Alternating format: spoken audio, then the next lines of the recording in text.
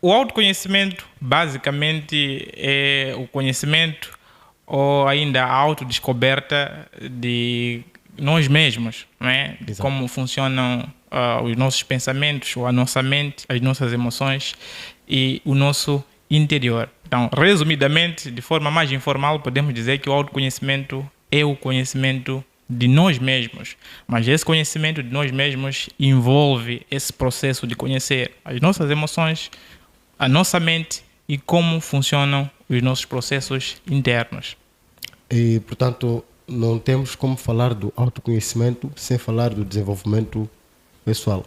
Qual é a relação que podemos encontrar, por exemplo, nessas duas vertentes? Estamos a falar do autoconhecimento. Como é que ela pode funcionar como ferramenta para o desenvolvimento pessoal do indivíduo? O desenvolvimento pessoal funciona como o depois do autoconhecimento. Ou seja, se você conhece a si mesmo, já conhece as suas emoções, conhece os seus processos emocionais e conhece como é que funciona o teu interior, você é levado a tomar uma atitude para implementar os conhecimentos que você obteve sobre si mesmo em algumas áreas da sua vida. Sim. Ou seja, o autoconhecimento incita-nos ao desenvolvimento pessoal genuíno. Eu falo de desenvolvimento pessoal genuíno aqui porque é muito importante perceber que há coisas que as pessoas chamam de desenvolvimento pessoal, mas que não representam exatamente esse desenvolvimento pessoal genuíno. Porque o autoconhecimento precisa estar presente para uma pessoa que queira atingir esse desenvolvimento pessoal genuíno. São atitudes que nos levam a esse desenvolvimento pessoal. Mas há quem vai ler um livro, por exemplo, sobre alguma certa matéria, motivado simplesmente por um impulso ou porque alguém recomendou o livro, certo? Exato. Mas para uma pessoa que possui o autoconhecimento, que conhece as suas emoções e percebe que tem deficiências, por exemplo, na inteligência emocional, essa pessoa, de forma assertiva e bem direcionada, sabe exatamente que livro vai querer ler. Exato. Ou seja, é uma ação direcionada, motivada pelo autoconhecimento. Eu percebi que as minhas emoções estão ou são deficientes. Percebi que tenho uma baixa inteligência emocional. Então, para desenvolver-me nesta parte, eu vou buscar assuntos, seja livros, conhecimento e progresso nos assuntos que têm a ver com a inteligência emocional. Dificilmente você será alguém que tem autocontrole se você não tem inteligência emocional. Há uma coisa muito interessante aqui a perceber. Existem pessoas que forçam frutos, ok? Exato. Existem pessoas que forçam frutos e existem pessoas que produzem frutos. E é importante também aqui diferenciar um bocadinho fruto de resultado, ok? Exato. Frutos de resultados. Frutos são mais voltados a valores e assim em diante, ok? Resultado é praticamente para uma ação tem uma reação, é resultado. Então, qualquer pessoa pode gerar resultados, mas nem todas as pessoas podem dar frutos. Então, até alguém que pratica males tem um resultado, mas não tem frutos, porque fruto tem que ser algo que é comestível, entre aspas, ok? Algo que é comestível e que sirva para as outras pessoas. Então, se uma pessoa não tem um domínio próprio, estamos a falar que essa pessoa não detém a inteligência emocional. Então, forçar os frutos vai ser o quê? Vai ser você tentar fazer o máximo para produzir atitudes de domínio próprio sem você ter o domínio próprio. E nessa questão, a pessoa vai ter que sofrer tanto para apresentar ações que pareçam que essa pessoa tem o domínio próprio, enquanto a pessoa não tem. Mas para uma pessoa que conhece a raiz e sabe que o maior problema aqui a resolver é a ausência da inteligência emocional, então a pessoa resolve esse problema e os frutos vão ser produzidos. Viver é a coisa mais rara do mundo. A maioria das pessoas apenas existe. Então, viver é a coisa mais rara do mundo. A maioria das pessoas apenas existe. Então, quando eu falo aqui de prisão invisível, é o fato que muitas pessoas e muitas pessoas vivem nisso que eu chamo aqui de prisão invisível. O que isso quer dizer? As pessoas têm uma rotina, por exemplo. As pessoas acordam pela manhã, vão aos seus trabalhos, vão às suas atividades, voltam para as suas casas e antes de chegarem até a casa. Existem outros processos aqui que eu acabei não mencionando, mas é um processo longo e que vai, de alguma certa forma, fazer com que a pessoa tenha que, em várias situações, parecer estar a viver uma coisa que, no fundo, não esteja a viver. A realidade, muitas vezes, acaba se manifestando quando a pessoa volta no final do dia para a sua casa. A pessoa vai lá para casa, mas vive uma vida internamente vazia. Aquilo que eu também chamo de conflitos mentais e conflitos emocionais.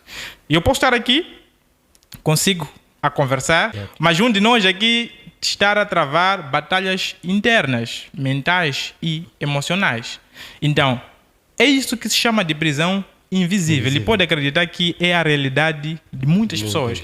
Há muita gente que vive dominada pelos seus pensamentos, pelas suas emoções, e essas pessoas não têm tanto prazer assim das suas vidas como aparentam ter. Então, essa prisão invisível faz com que essas pessoas vivam de forma infeliz, mas que precisam transparecer no meio das outras pessoas e também em redes sociais, que vivem uma vida plena, uma vida cheia de alegrias e uma vida totalmente realizada. É o primeiro ponto que é importante a perceber aqui, que é essa prisão invisível que muita gente vive.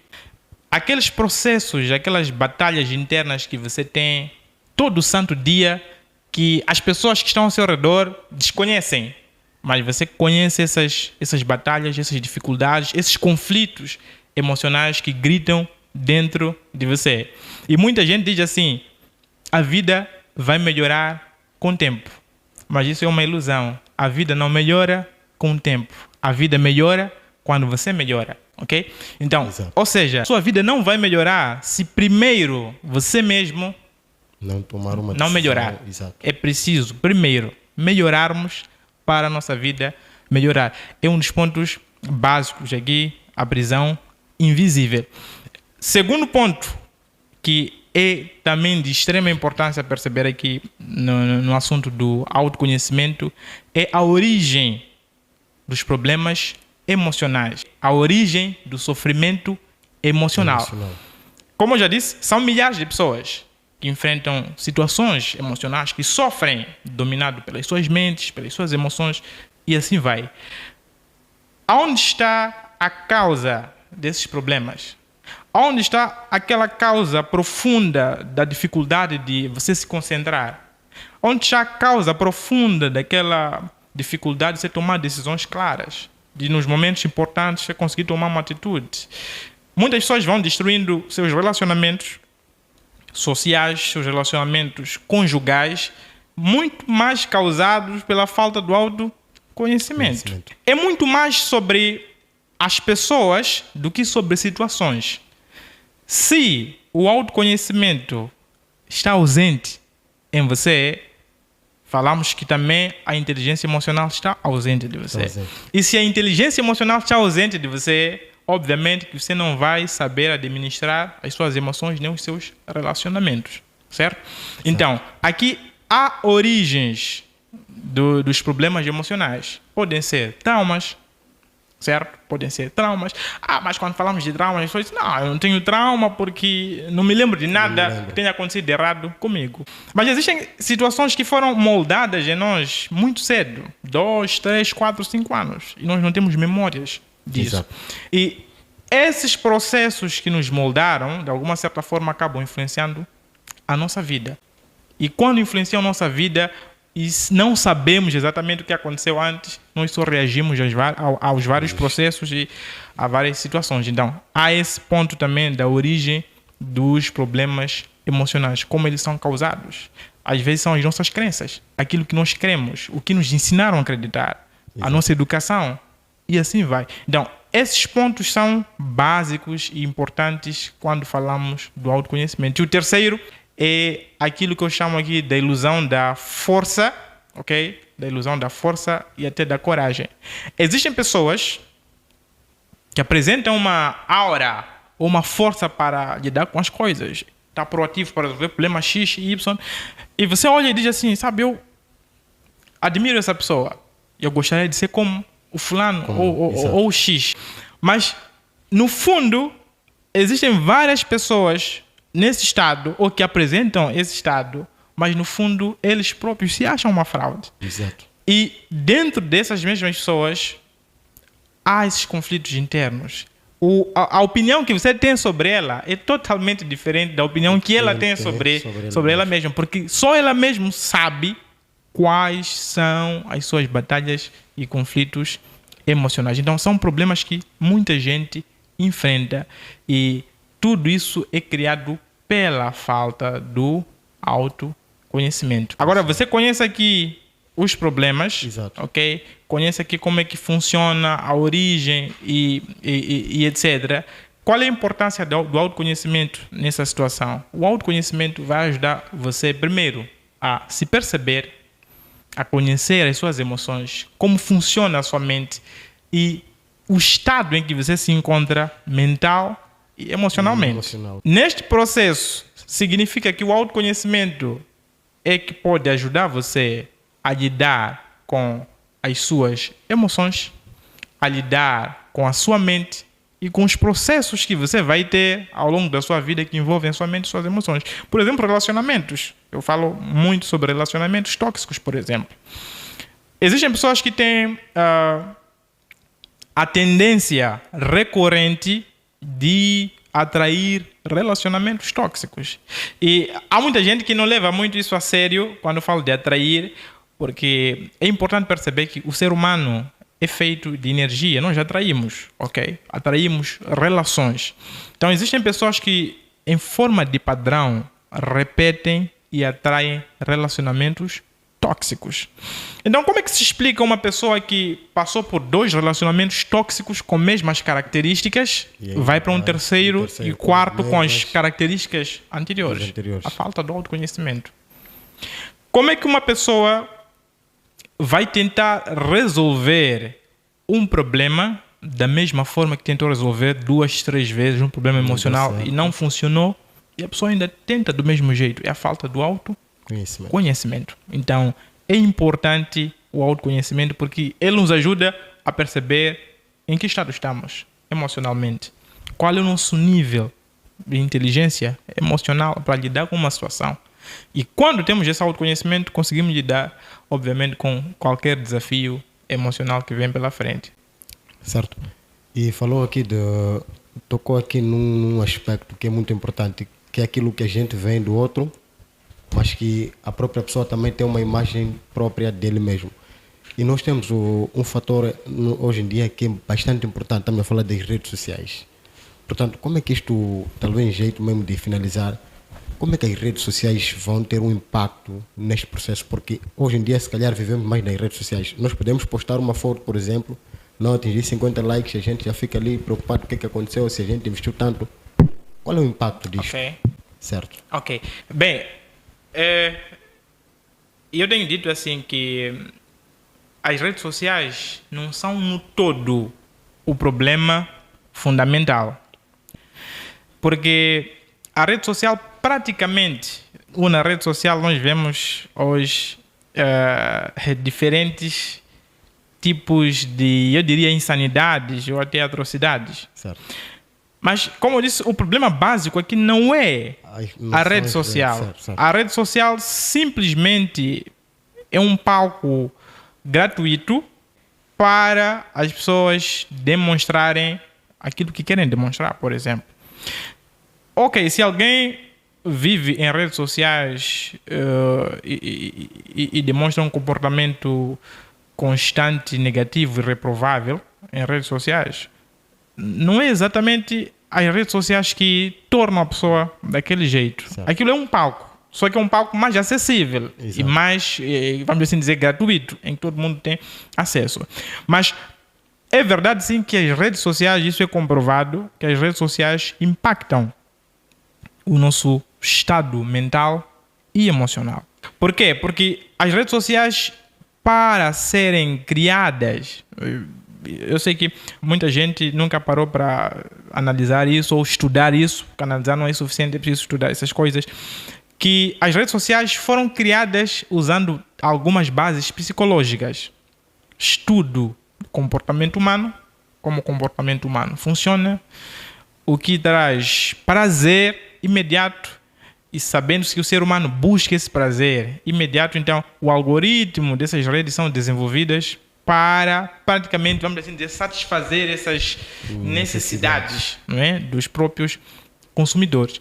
Então, mas é comprovado que o uso excessivo de redes sociais afeta a saúde mental, a saúde emocional. Por quê? Porque em nós existe um processo de igual a da sementeira, que nós semeamos coisas, temos um processo para regar as coisas e temos uma época para colher. É um tempo. Consistência, longo prazo.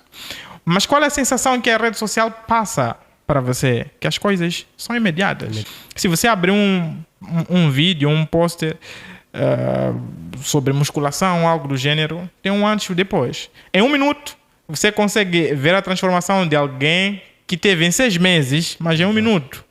E muitas vezes os próprios criadores desses tais conteúdos procuram fazer você pensar que você consegue aquilo em 1 semana, 2 semanas, ok? Que é imediato, ok? É tão simples. Eles não mostram lá os dias que não fizeram as atividades, os dias em que quebraram aquele processo ou aquele padrão alimentar e coisas assim. Então aquilo vai criando uma pressão mental e emocional e vai sobrecarregando as suas emoções. O que acontece de seguida? Estamos aqui a falar falta de autoconhecimento. Como você não conhece a si próprio, você diz, eu vou fazer isso em um curto espaço de tempo. Você vai lá e, obviamente, você vai falhar, não é? Você falha. E vê aí a frustração. Tenta de novo e falha. Esse processo repetitivo começa a afetar e pressionar as tuas emoções. E aí surge um outro problema, comparação. Você vai fazendo uma comparação injusta e bem desnivelada. Ele disse que conseguiu em 6 meses. Ou em 3 meses. Estou há 2 anos. Não estou a conseguir. Não atingi nem 30%. Então, você acredita que a palavra dele é suficiente? Fiz em 6 meses. Pode ter feito, sim. E pode também não ter feito em 6 meses. Você vai lá, se frustra, vai pressionando suas emoções. E o que acontece? Eu vou procurar alguém. A mente funciona assim. Falhou nessa. Procura alguém que possa te oferecer um conteúdo que te leve a alcançar em menos tempo. Você vai lá.